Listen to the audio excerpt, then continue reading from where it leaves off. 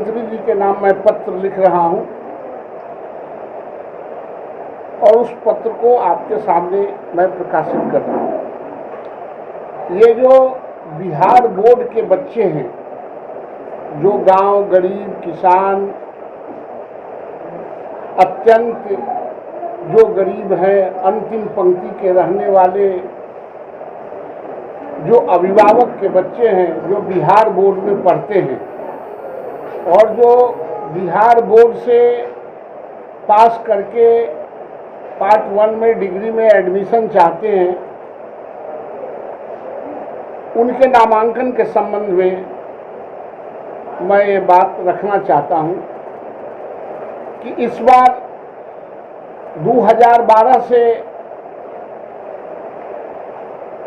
खास करके जो प्रीमियर संस्था है पटना विश्वविद्यालय के या अन्य विश्वविद्यालयों के, वहाँ 2012 से मेरिट पर एडमिशन लिए जाते थे, बच्चों के परीक्षा के आधार पर एडमिशन लिए जाते थे।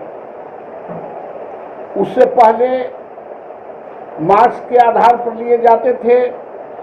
मैंने सदन में एक प्रस्ताव रखा था कि बिहार बोर्ड के बच्चों के प्राप्तांक कम आते हैं, सीबीएसई और आईसीएसई के बच्चों के प्राप्तांक, जो प्राइवेट स्कूल हैं उनके बच्चों का प्राप्तांक अधिक आता है। हमारे जो बिहार बोर्ड के बच्चे हैं उनको 30 नंबर से मार्किंग स्टार्ट होता है और जो प्राइवेट स्कूल है, जो सीबीएसई आईसीएसई, उसको 99% से स्टार्ट होता है, 99% से नीचे आता है और यहाँ 30% से ऊपर जाता है। दोनों को एक मुकाबले खड़ा नहीं किया जा सकता है। इसलिए इनको जो राज्य सरकार अपने बजट बना के संपोषित करती है जिन बच्चों के लिए, उन बच्चों को प्रीमियर संस्थाओं में आरक्षण दिया जाए और लगभग 80% बच्चों को आरक्षण मिलता था, नामांकन होते थे।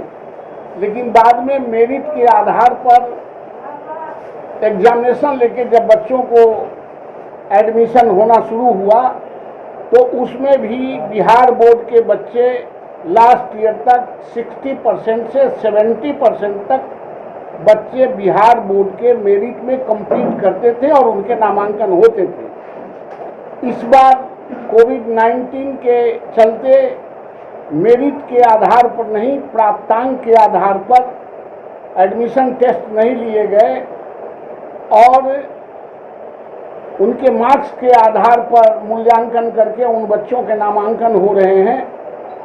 उसमें जो बिहार बोर्ड के बच्चे हैं उनको मात्र 16% से 18%, 20% भी पूरा नहीं हो रहा है नामांकन में। ये बच्चे छंट रहे हैं। इसलिए पुनः इनको 80% बच्चों को रिजर्वेशन देके प्रीमियर संस्थाओं में नामांकन किया जाए। यह मुख्यमंत्री जी से मेरा आग्रह है और डिमांड भी है।